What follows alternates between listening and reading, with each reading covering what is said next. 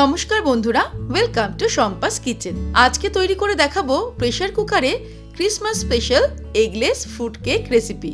এই eggless Christmas fruit cake বানানো যেমন খুবই সহজ, আর স্বাদেও হবে একদম দোকানের মতন। তাহলে চলুন শুরু করি। সবার প্রথমে আমি একটা 4 ইঞ্চির কেক টিন নিয়ে নিয়েছি, আর এর সাইজ অনুযায়ী একটা বাটার পেপার কেটে নিয়েছি। এবারে সামান্য পরিমাণে রিফাইন্ড অয়েল নিয়ে কেক টিনটাকে খুব ভালো করে গ্রিস করে নেব, আর চলে যাব পরের স্টেপে। এবারে একটা বোল নিয়ে নিয়েছি, তার মধ্যে একটা ছাঁকনি বসিয়ে নেব। তার মধ্যে নিয়ে নেব 1 কাপ পরিমাণে ময়দা। এখানে 125 গ্রাম ময়দা আছে। দিয়ে দিচ্ছি 1/4 টিস্পুন দালচিনির গুঁড়ো বা সিনামন পাউডার।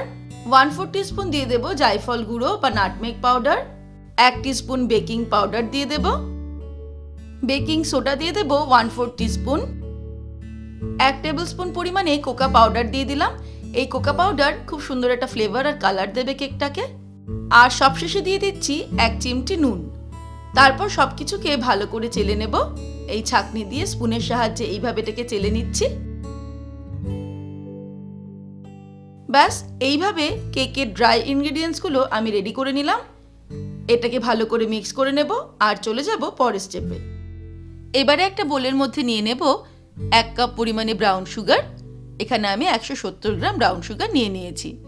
তার মধ্যে অ্যাড করে দেব 1/2 কাপ পরিমাণে টক দই। টক দইটা আগে থেকেই ফ্রিজ থেকে বার করে রুম টেম্পারেচারে নিয়ে এসে রেখেছিলাম।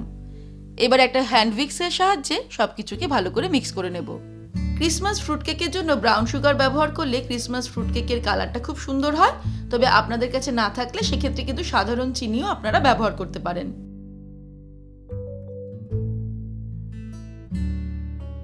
কিছুটা মিক্স করে নেওয়ার পর এর মধ্যে আরও 1/2 কাপ পরিমাণে টক দই অ্যাড করে দেব। অর্থাৎ মোট 1 কাপ পরিমাণে টক দই অ্যাড করলাম। 200 গ্রাম টক দই নিয়েছি। তারপরে আবারও ভালো করে মিক্স করে নেব যতক্ষণ না ব্রাউন সুগারটা টক দইয়ের মধ্যে গুলে যাচ্ছে।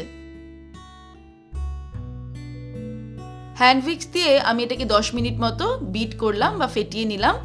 এবারে এর মধ্যে অ্যাড করে দেব 1/4 কাপ রিফাইন্ড অয়েল। এখানে আমি 50 গ্রাম তেল নিয়ে নিয়েছি।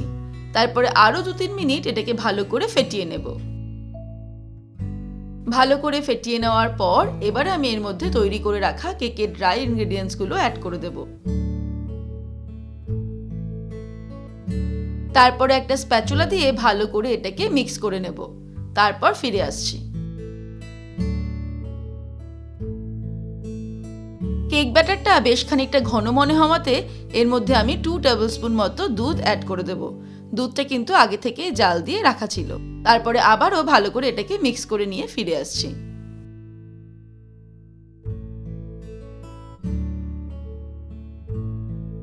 ঠিক এই রকম পোরিং কনসিস্টেন্সির ব্যাটার আমাদের তৈরি করতে হবে। এবার আমি এর মধ্যে দিয়ে দেব 1 টিস্পুন পরিমাণে ভ্যানিলা এসেন্স,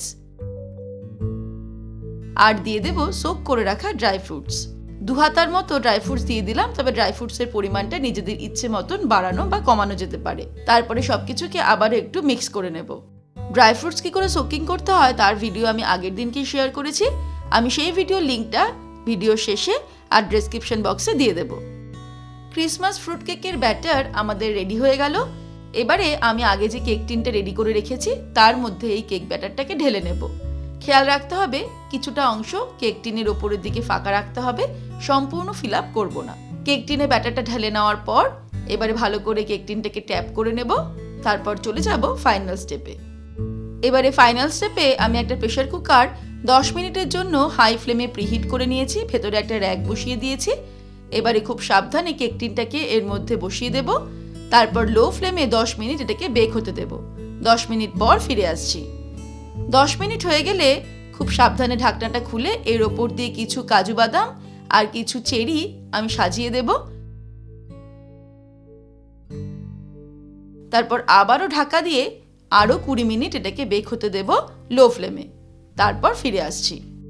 ব্যাস, মোট 30 মিনিট কেকটা বেক হয়ে গেছে। এবার আমি ওভেনটাকে অফ করে দেব। খুব সাবধানে প্রেসার কুকারের ঢাকনাটা ওপেন করব, আর একটা স্কিওয়ার দিয়ে কেকটাকে চেক করে নেব।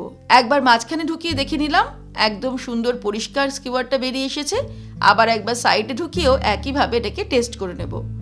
ব্যাস, তারপর এটাকে ঠান্ডা হতে দেব সামান্য। তারপর কেকটাকে ডিমোল্ড করব।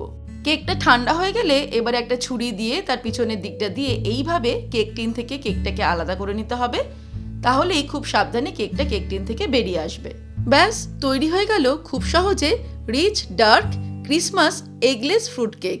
এবারে আপনারাও বাড়িতে এই এগলেস কেক রেসিপি ট্রাই করে ফেলুন। আশা রাখি বাড়িতে প্রথমবার ট্রাই করলেই খুব সহজেই একদম perfect Christmas eggless fruit cake আপনারাও বানিয়ে নিতে পারবেন। রেসিপিটা ভালো লাগলে বন্ধুদের সাথে শেয়ার ও লাইক করার অনুরোধ রইল। আর এমনই দারুণ দারুণ রান্নার রেসিপি প্রতিদিন দেখার জন্য আজই শম্পাস কিচেন সাবস্ক্রাইব করে নিন আর বেল আইকনটা প্রেস করতে ভুলবেন না। ভালো থাকবেন, সুস্থ থাকবেন। আমি আবার হাজির হব নতুন নতুন রেসিপির সঙ্গে। নমস্কার।